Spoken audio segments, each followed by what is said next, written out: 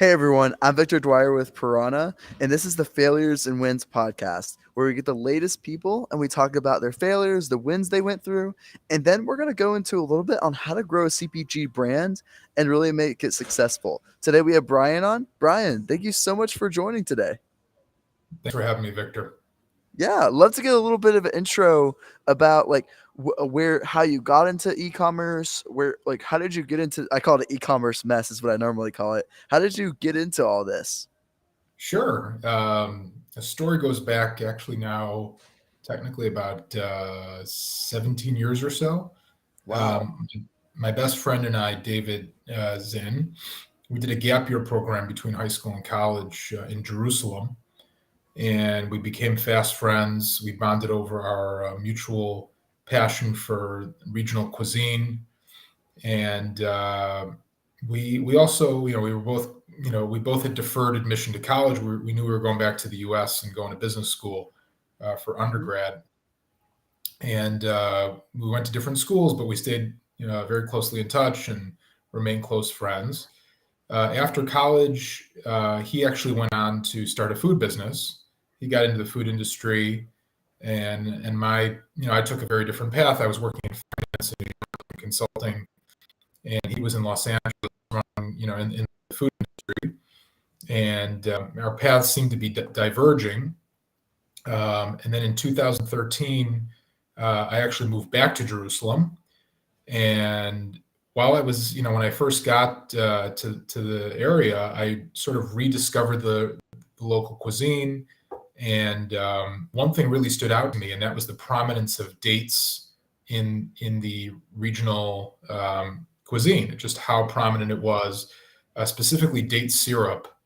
And I had this sort of epiphany where I realized that I had never had dates growing up. I'd certainly never seen date syrup. Dave and I are both from the Midwest. I'm from Chicago. He's from Cleveland. We never grew up eating dates or any date products. And I pitched the idea to him. I said, "Hey, you're in the food industry. Um, what do you think about selling date syrup in the U.S.?" And he loved the idea, and he was able to sort of leverage his relationships and tremendous experience in the industry to get the ball rolling. And yeah, it got us, into lots of retail stores. Also, in parallel, got us set up online, Shopify, through our own website, Amazon as well. And this was in 2000. This really got started in like 2016, 2017. And here we are, 5, 6 years later. We're in about 10,000 retail stores, and we're doing a good clip online as well in terms of e-commerce. Um, and yeah, happy to tell you more. That's great. So, what made you take that step? So, I assume that you had some type of job before that. And when did you kind of take that step saying, "Hey, this is a business that we're starting. I'm going to go all in on this business." Where did you kind of fall into that? Where when you were initially starting saying, "Hey, I'm going to go all in on the business." Sure. Well, both of us graduated college in 2010. Mhm. And for those who remember, the U.S. and the whole world was really in the midst of a really bad, the Great Recession. And Mhm. I'd always thought, both of us always thought that going to business school would lead to sort of a career, a stable career in the corporate world. And we were both in for a really rude awakening. Coming out of college, it was real hard to find a job.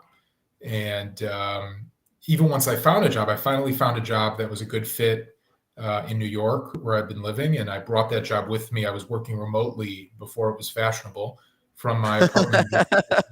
Yeah, this was like a good, 9 or 10 years before COVID. I was working from home, Mhm. um, you know, helping this consulting firm in New York expand their Asian and European operations. And then they Mhm. also ran into financial trouble, and the company wound up going bankrupt. And I was sort of out of work and trying to figure out what I was going to do next.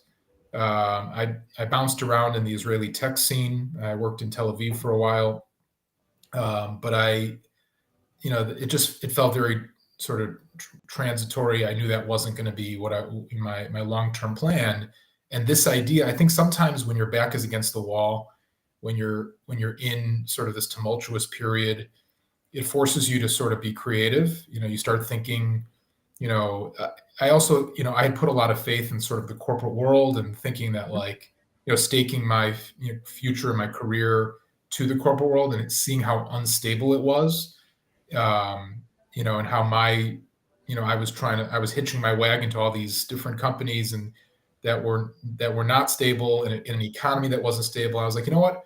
I'm still young. I don't have kids yet. I don't have a mortgage. And this whole corporate thing isn't what I It thought it was going to sucks. It be. Yeah, sucks. exactly. Might as well strike out on my own. I had this idea. I had a business partner who could help me bring it to fruition. I said, let's go for it. I was in my 20s, and I was a newlywed. My wife was incredibly supportive of the idea, and so we just went all in. I didn't quit my. I mentioned that I was working at a tech company in Tel Aviv. Mhm. I didn't quit right away. Okay. To answer your question more directly, I both of us were sort of treating Dvash Organics as a side project for the first, I don't know, 6 to 12 months or so. Mhm. Only once we started getting real traction and orders from major retailers, and we saw that revenue was coming in, and we secured investment. Only then did we leave our, only then, like I leave my day job.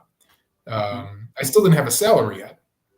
It took another 14 months or so, but and that was a tough period, but It's it wasn't amazing. immediate. I didn't, it was very well thought out and planned, and I didn't just jump in, cold turkey. There was a process. There was a method behind the madness. That's awesome. So when creating your team, obviously it sounds like you have a really amazing partner to like really help you out build this out. What are some of the things you look for in like when it comes to like this guy was your friend as well, like that's another thing is like what was one of the things that you saw in him that thought like, hey, I can make a successful business with him? Was because usually a lot of like the friend like companies, a lot of doesn't work out because like there's certain attributes that you need to run a successful business. It's different than like friendship type of thing. What did you see in your partner that you said like, hey, like we can create a really amazing business like this and like really help like scale it out and then building that team from there. Sure. Well, I'd seen, David and I, obviously we're best friends and we have a lot of trust. And we just have a good dynamic and good flow between us, I think, in general. But beyond that, I'd really seen how David had already had tremendous success in the food industry Hmm. on his own, building something from scratch. Um, and had made a lot of his mistakes with that other venture, gotten those out of his system, had also learned what to do, what not to do, who to work with, who not to work with in the food industry. So I was kind of coming in with a tremendous head start working with David because he'd already gotten all that out of his system. He already knew who he had a Rolodex of incredible contacts. He knew which distributors to work with. He knew which brokers to work with. He knew Wow. how to play the game. He had the buyer, the contact information for the buyers of the different retail stores. He just knew what he was doing. I was a guy who liked date products. I didn't. I have a business background. I have an acumen and a finance background, but it's not like I didn't bring anything to the table at all. But his industry insider knowledge and experience was just so helpful.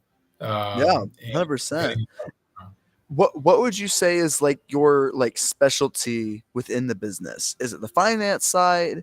Is it like what would you say is your specialty to kind of help you like scale the business? Sure. So, finance and operations, broadly speaking, is what I've historically focused on. I've done most of our fundraising and investor relations, bringing on our investment. That's mostly been through me, and I'm the one who's in touch with the investors on a quarterly basis and I do the updates and the calls with the investors. Um, and I've also done a lot of our bookkeeping and accounting type work as well. One of the main roles that I fulfilled personally was manufacturing any production runs that we were doing, sourcing. That was really what I was doing, around the clock for a good few years until not finally our supply chains become a little more streamlined. We brought some people on that I'm managing to help with that process. We have a tremendous partnership with Al Baraka Dates Factory in Dubai, which I'm also happy to tell you about. Very exciting partnership. And so things have become much more streamlined. So instead of being in startup mode where I was, staying up till 4 or 5 in the morning local time here in Israel, managing processes in California or in Maryland and different places, and worrying about every little, where are the caps, where are the bottles, where are the labels, and it was crazy. I was doing that myself. Now we're kind of everything's sort of under one roof. We're doing almost all of our manufacturing in Dubai. They do everything. They source everything as like a turnkey operation. And in terms of logistics and moving things around, boats, trucks, things, it's just much more streamlined, Great. and we have a lot more people helping us now. So, So, you know, like, it sounds like you like that's amazing. Going through that process of like your failures and kind of like learning and building that out. What do you think was your biggest like? What do you think are some failures like that you learned from that were really big like game changers for you? And how did you go around them? Whether if it was like going through operations and like, is there one operational tip that you have there saying like, hey, like, um don't do this, you definitely have to do this. Is there any like particular thing that you can think of that was a big failure on your part, but you learned from it? It was a huge game changer for you. Is there anything like that that you can think of? sure. I think finding good people and good partners is the hardest thing. You alluded to it before. I'm very fortunate to have David. So we started as a solid team of two people who really trust each other and work well together. But a lot of Yeah. the people that we worked with early on in the business, we had a guy who was on the team early on who wasn't a good fit and created a Mhm. lot of challenges. And a lot of mistakes were made around that, and a lot of lessons were learned after the fact What about who like you bring on. was there something that in that conversation, was there something that you can find in that future person that was a lesson, like saying, hey, like look out for people that only care about money, like was there anything like actionable in that there's like, hey, look out for these type of people? Yeah, there were some red flags. I think things that were said, just sort of the general um, affability and just the sense of like it wasn't harmonious. There was a lot of like jealousy and snide remarks and things questioning the whole dynamic, and you could just sense that there wasn't David and I It had wasn't a this good sort of. fit. Yeah, and as a result, all of the hiring we've done ever since then has taken that into account. Has we've had carried those lessons with us since that time. But it applies not just to employees or partners within the business. It also applies to external partners, co-packers, for example. People who are manufacturing co-manufacturers. We've had some really, really bad ones, and we've Mhm. learned lessons there too about trust, about planning, about surprises, dealing with all kinds of bottlenecks and trap doors and all kinds of things. We had one co-packer who was just everything was a heart attack at the last minute, big surprises, drama. Um, Everything was an emergency. I mean, I didn't sleep for like 2 years while we were working with that particular Wow. partner. And I think, I think like, people talk, it's cliche to say like, the KISS way of approaching things, keep it simple, stupid. And I think, I think I think the more you can streamline, keep things under one roof to control, especially in a business, in a manufacturing business where you've got, when there's all these supply chain issues that we're dealing with now in the economy the last couple of years, I Mhm. talk to other, we're very fortunate that, like I mentioned, our manufacturing is very streamlined, and we work with a much larger partner, that these guys in Dubai, Mhm. and they're buying up all the raw date materials. They're getting all the bottles. They're getting all the labels. They're doing everything in-house, and they're a big player, so they have much more control over the supply chain. Whereas us, as a relatively small player still, to try to be navigating and bringing things in from different parts of the country or different parts of the world, making sure you're getting line time at the manufacturing plant, making sure the labels are coming in, making sure the date syrup is coming, the bottles, the caps. There's so many different things that could go wrong. You're relying on so many different third parties who don't necessarily care about your success, who don't have your best interests in mind. You may not be a top priority of theirs, so you're just beholden to all these other actors. And now that we have a partner who's really joined at the hip with us and is big enough and is scaled enough that they can, when I need to replenish our inventory, if I need new bottles of date syrup or bags of date sugar, I just send an email to Dubai. I say I need 4,000 cases of date syrup on a 40-foot container to be sent to New York port. They that's it. It's just one email, Mhm. and that's a dream. That's like unattainable for so many businesses, and it took us years to figure out to make that partnership happen, It and to is figure out and how necessary that was. that process of really finding the right one, is there any I'm really trying to drill down, is there any, that's awesome that you were able to accomplish that because a lot of people haven't.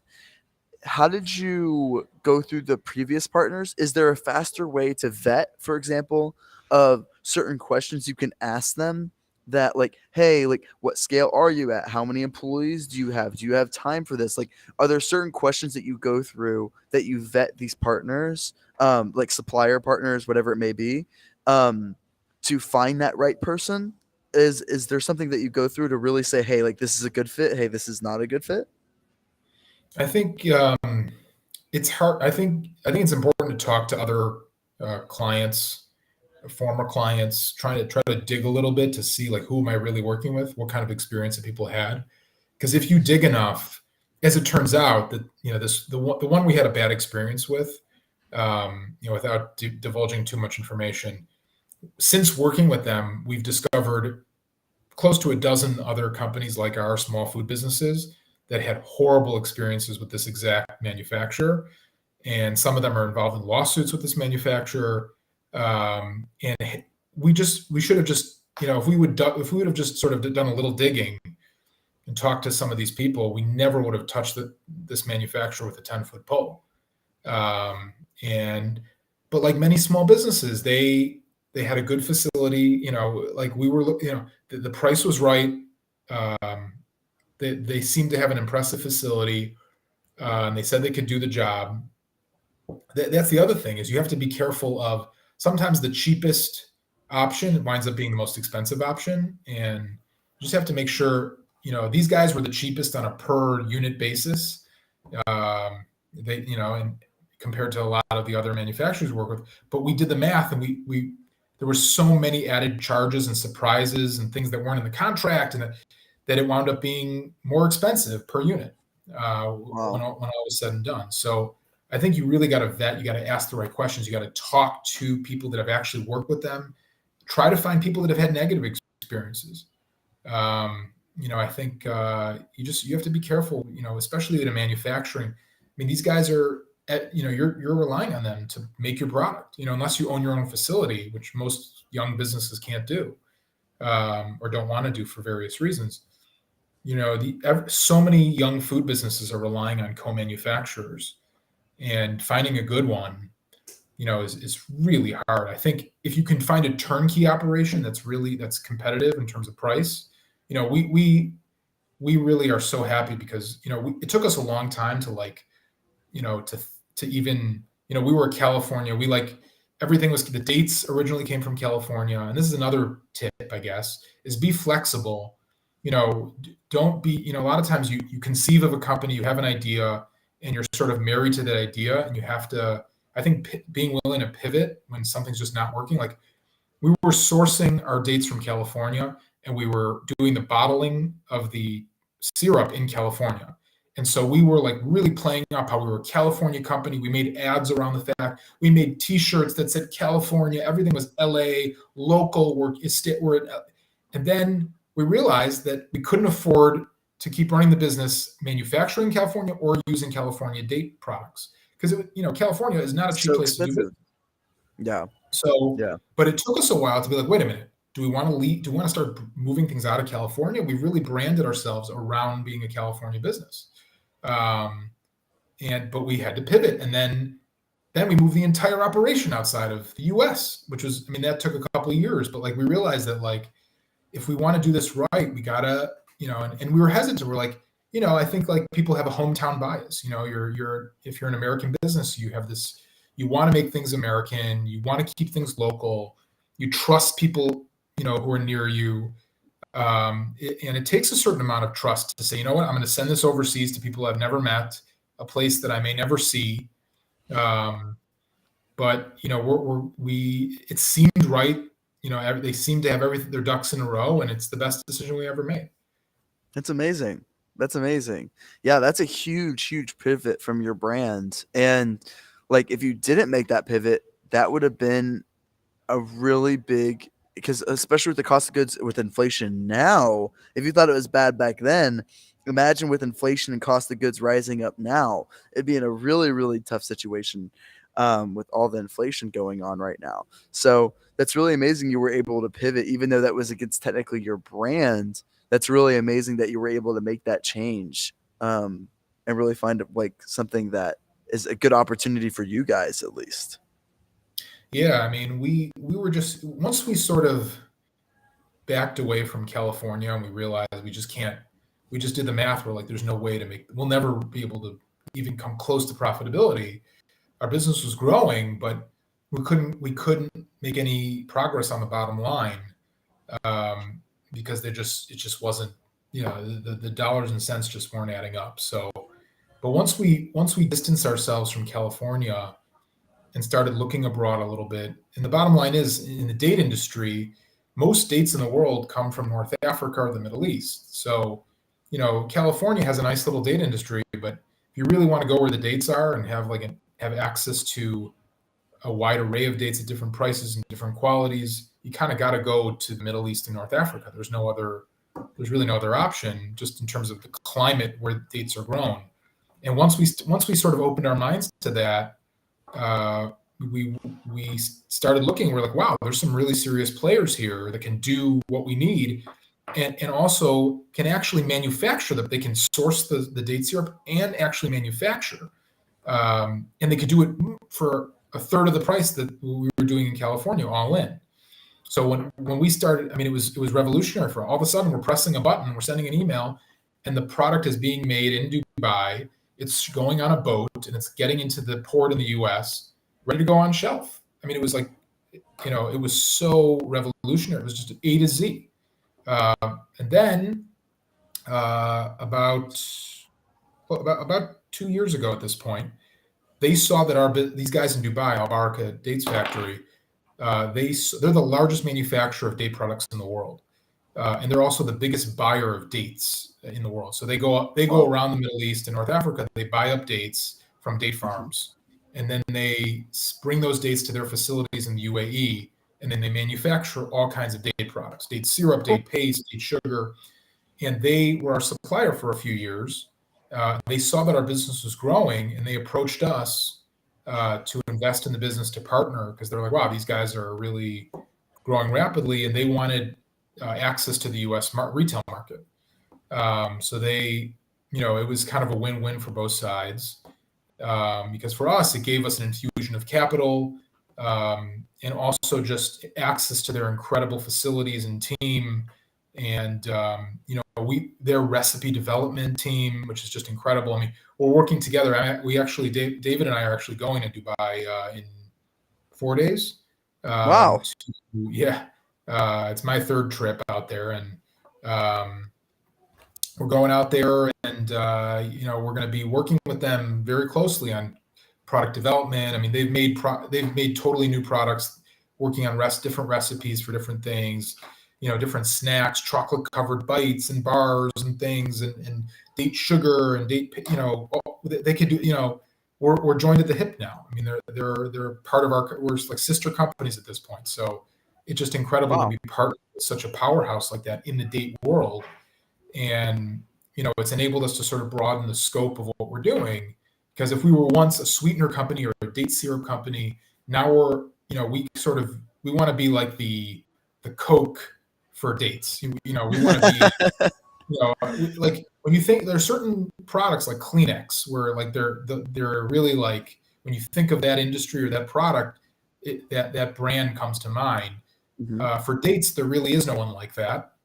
And so when people think of anything date related, whether it's date snacks or dates or date sugar or date paste or date syrup, we want to be sort of synonymous with all things dates, which is for a small and growing business, it's a big ambition. But Yeah. being partnered with these guys, we feel like the sky's the limit. That's amazing. That's a really cool story actually. And when it came to really starting out and then building a successful brand and really having a lot of, so you guys had this idea of building like the state syrup and realizing it was popular in Jerusalem but not really in the US. So where did you eventually find that, like, hey, like, because most Americans, they either have like maple syrup or like original syrup, or sometimes like blueberry syrup is the only ones I've ever heard of. I'm from Texas, so it's a little bit different maybe. But where I wanted to go with this is, how did you know there would be a US market for this? Did you ever test that out? Did you kind of just go all in on it? How did you really say like, hey, there's going to be demand behind the state syrup? Well, we did, we did take it to some California farmers markets to see what local response would be. It was enthusiastic. I think, because David had been in the food industry for a long time, like I think he had a pretty good feel for what the market was demanding. And the fact that there was really minimal competition in this space, because like you said, there's a few established things like honey and maple syrup. Um, but beyond that, you don't, corn syrup, you didn't really have a lot of innovation in the sweetener set. Um, and so bringing something that was healthier and that tasted good, that was made from one ingredient, just fruit, Hmm. just dates. It took a lot of the retailers. Not only did consumers respond well at the farmers markets, but the buyers at the stores, like at Whole Foods, were blown away. They're like, "Whoa, I've never heard of this, but it's amazing!" Like, you mean to tell me that the only ingredient here is dates? And that it's got less sugar than honey. It's got less sugar than maple syrup. It's got a lower glycemic index than almost all the sweeteners on the shelf. It's paleo, it's vegan. It's got all the characteristics that that trend conscious and health conscious consumers are looking for. And there was no one else really doing it on a broad scale. Um, you had a couple small time operators, but nobody was really going after the mainstream grocery stores with a product like this. Um, Hmm. so David was able to sort of get meetings because of his, that Rolodex that I referenced earlier. He knew how to get in front of the buyers. And Dave, for those of you who don't know David, I mean, David does not, he doesn't quit. He's going to keep pushing until he gets that meeting, until, he is really, one of the best salesmen I've ever encountered. And just doesn't give up until he gets what he's going for. So, Awesome. um, and having him on my side and to get that product, he would also, he was still running his other business at the time, so sometimes he would just piggyback off of those meetings. He would go to present his other product, and then he would say, "Oh, and I got this other business that I'm running too. Try this." And so that was another way that we got into a lot of the stores. He would take advantage of his access to all these retailers. But yeah, I mean, we first proved the concept on the consumer level. Very quickly, it was clear that there was interest and demand, and people liked it. They liked the taste, they liked the concept, the applications of the product. But then the buyers just went nuts over it. That's amazing. Wow. Wow, that's really cool. Is there any other tips that you have for someone trying to start a brand um, right now? Like, what would you say would be your number one tip that you say, hey, I see a lot of people doing this, but they should be doing this? What would be your number one tip, whether if it is like outsourcing rather than doing it in the U.S.? Like, what would you say would be your number one tip for most brands out there? I think, let me think about this. A few things come to mind, but I'll try to distill it down into one. I think like you really have to understand your margins. I think make sure that you have a path to profitability, which is not a given. In the food industry, it's such a It's tough. razor thin margins. Yeah.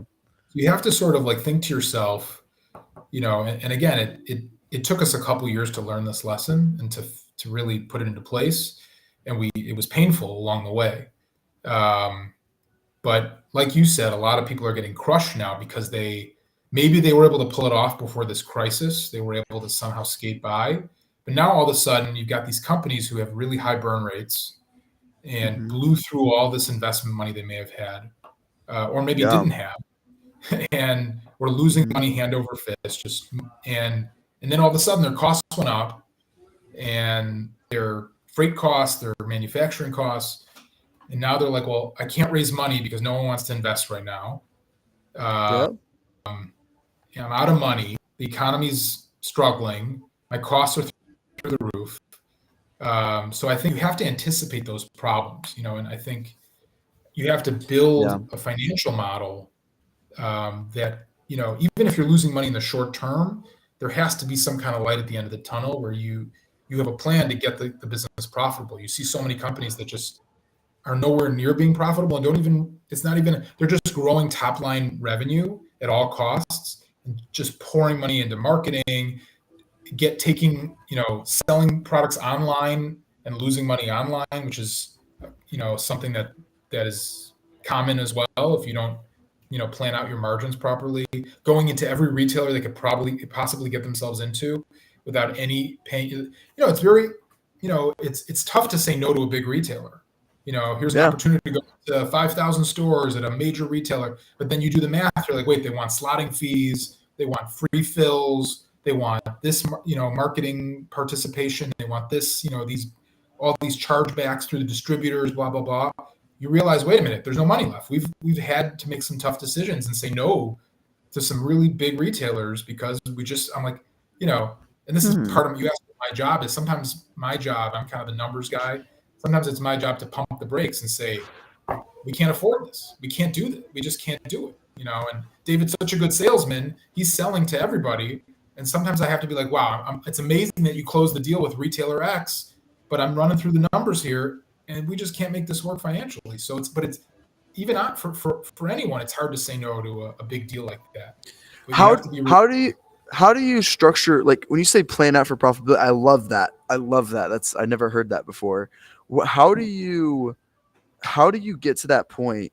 Like um how do you plan out, say, okay, we're at, like, for example, I have 1,000 orders right now. How do I get to 10,000? Now then my costs go down this much. Like, how do you really plan out to be profitable in your I think view? that with every supplier you work with, you have to get price breaks. If you're not getting price breaks, we talked about partnering with people.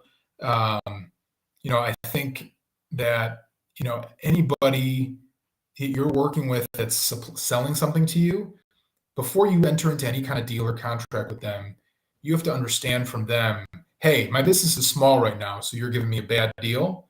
But if I double or triple or quadruple in size, what are you going to give me? Because you can't treat me Mm. like a little guy when I become a bigger guy. Mm. And so, I think that you have to see, okay, if my unit costs go down as I grow, my margins will improve. Another thing that you have to think about is a lot of times the first couple of years as a food business, you have to pay to play, right? You have to get it. You do have to pay slotting to get into the stores. Yeah. So, for us, those first couple of years were just a bloodbath. You're paying, you know, Whole Foods and Sprouts and all these stores are just killing you to get it. You just have to pay, you have to pay like the bouncer to get into this exclusive club. And for many of these stores, there's no way around it. But you have to do the math such that you're like, okay, well, I've gotten that out of my system. I paid the entry fee. Now I'm in. I'm in the club. But I've got to. Okay, so this year was a bad year because I had all these slotting. I had all these entry fees I had to pay to get into these stores, and I'm paying through the nose for manufacturing and sourcing because I'm still small. But Yeah. if I fast forward 1 or 2 more years, I won't have to pay slotting because I already did that. My products are already on shelf, Hmm. and I'm bigger, so I can get my costs down and bargain for better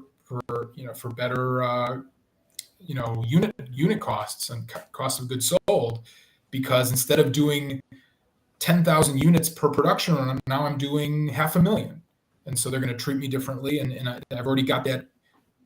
I've already got that built into my projections and built into the contracts that I have with these guys, that once they hit a certain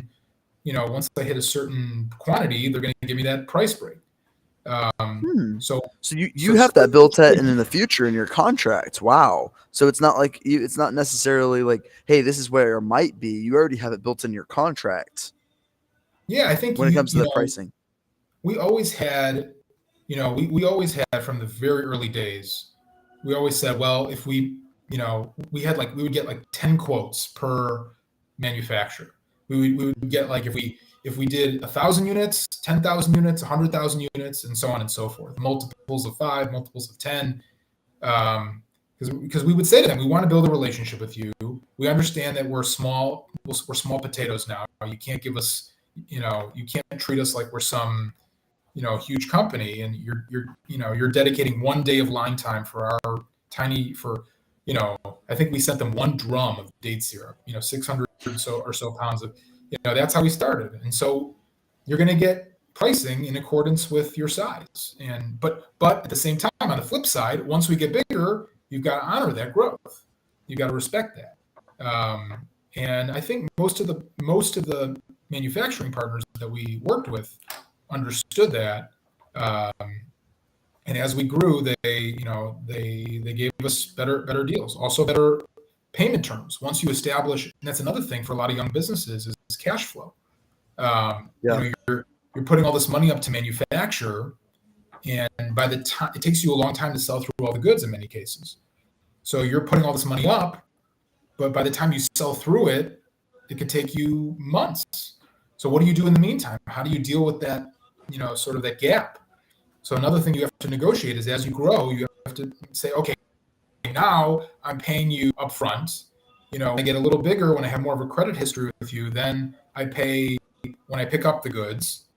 And then 6 months after that, if I'm continuing to be a trustworthy, reliable customer, then you give me net 30 payment terms, maybe even net 60 payment terms. So you're Wow. constantly having to sort of improve your position, both in terms of profitability and in terms of cash flow. Wow. Huh. That's amazing. Wow, that's really really smart. Is there anything else that you want to add to that? Like that is really good, like really good way to say it, and a really good way to scale as well, in my opinion. So that's really smart. Is there any other advice that you have there, or from a manufacturer standpoint, or just a brand building standpoint? I think that, and I alluded to this earlier, but I want to put a finer point on it. I think you should focus on what you do best. And I think it's better to outsource. We're an outsourced company in the sense that Hmm. we have people all over the world. I'm talking to you from Israel. We have people in the Philippines. We have people in Australia. And so I think it's important, to just, be nimble. I think, and be willing to sort of, um, find the best people wherever they may be, um, and be, I think if you're holding a lot, I think it's, one, we're kind of like other than the actual inventory that we hold, we have like no assets. We don't even own Hmm. we don't own our manufacturing facility, our storage facility. Everything is third party. that enables us to make changes, to be nimble. We don't have loans, or we don't have a lot of these overhead costs that a lot of other businesses deal with, who own their own storage facility, they own their own manufacturing. Even our employees are not really strictly W-2 employees; they're outsourced. So everything, it enables us to be very nimble and to make changes very quickly. We're not married to anybody for an extended period. I think that's a really important thing as well. To I'm not sure pivot. if that's what you were going for, but that's Yeah, another thing. yeah, like that makes it where you're a lot more agile and you can pivot a lot faster. Since you don't have those overhead, you're a little bit more flexible to do certain things, and that's really smart. Kind of like what you did with the whole California thing. That was a huge, huge change. But like when it comes to like pivoting, you're a lot more able to pivot now. Since you don't have those overhead and you can do a lot more. I think it's really smart. I think that's a great way to structure a business, to be honest, because there's a Thanks. million ways you can do it. There's a million ways to Right. skin the cat. But I think the way you structured it and the way you said it was really, really well put on really like how to scale a profitable brand, and like just doing that through partners. I think that's really amazing. Thanks. And I think in line with that, I think I alluded to before, doing what you're best at. And I think like what we were doing in the early stages of our business, of like trying to do everything ourselves, and businesses run into this problem because you don't have a lot of money or resources or people. So you're trying to do everything. You're running around like a crazy person because you don't have a dollar to spare. And so we were like, I told you I was staying up till 4 a.m, figuring out where are the labels, what's going on with the caps, what's going on with the bottles. Every piece, every little component of the process was managed by me individually. And sometimes that's unavoidable in the days of a business. But I think that to the extent that you can, try to streamline, try to make your life easier, even if it means paying a small premium to get things organized, to get things streamlined. Rely on people that do that, like outsource that to somebody who knows what they're doing, instead of trying to do everything yourself. A lot, because your time is your most valuable resource, and when you're spending all this time chasing things, little minutia around, you're distracted from the bigger picture and strategy and the managerial piece. And so True. anything you could do to streamline things, and try to get things under one roof. I mean, it's been the biggest change for me personally as an owner and operator of the business, but also for the company, to have a partner that we know we can rely on to do it all from A to Z, um, and to do it well, to do it properly, and to do it for a price that makes sense. And Find and, that and find I that partner, and yeah. Yeah, sorry. I was gonna say, like, to add on to that, I would say like all like going to where you said about the strengths is amazing because like hiring for your strengths, 'cause there's always gonna be better people that are gonna know certain niches that you don't, and they're gonna do it a lot better. That is their ultimate strength. So you don't like when you're the owner, you have to wear all these different hats. You're the CEO all the way over to the janitor, and certain people are gonna be really, really good strengths like in graphic design and things like that are going to make it where they can account for your weaknesses and just do a really good job. And that comes down to finding people at the end of the day, finding really, really good people to put Right. on your team. So yeah, Absolutely. And it's amazing. sometimes David and I talk, and I'll say to him, we don't, like, for Amazon sales, right? David is a beast when it comes to retail and getting products into retail markets, but we don't know. We're the first to admit that we don't know the first thing about e-commerce and selling online. So we had no choice but to find people that did. You got to Yeah. find, you got to play to your strengths and and wherever you're weak, uh, you got to find people to help. And as a founder, it's hard to relinquish that control. It's your baby, and you don't want anyone else to touch it, and you don't trust anyone with it, and so you wind up. But micromanaging, especially in areas that are out of your area of expertise, can be dangerous.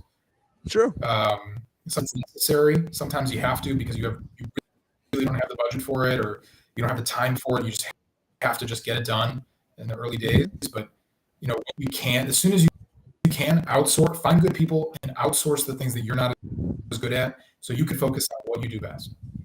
100%. Cool. Thank you. That's all we have time for today. That was a really, really amazing conversation. Brian, please tell them how to find your company, where to buy your date syrups and all your dates bars and things like that. Please tell them how to find you. Sure, yeah. You can find us at dwashorganics.com, our website. You can find us on Amazon. You can find us around the country in Walmart, in Sprouts, Whole Foods, Meijer, and thousands of other large and small retailers all throughout the country. Cool. Thank you so much for joining today. This is the Failures and Wins podcast. Thank you everyone for who watched this. It was super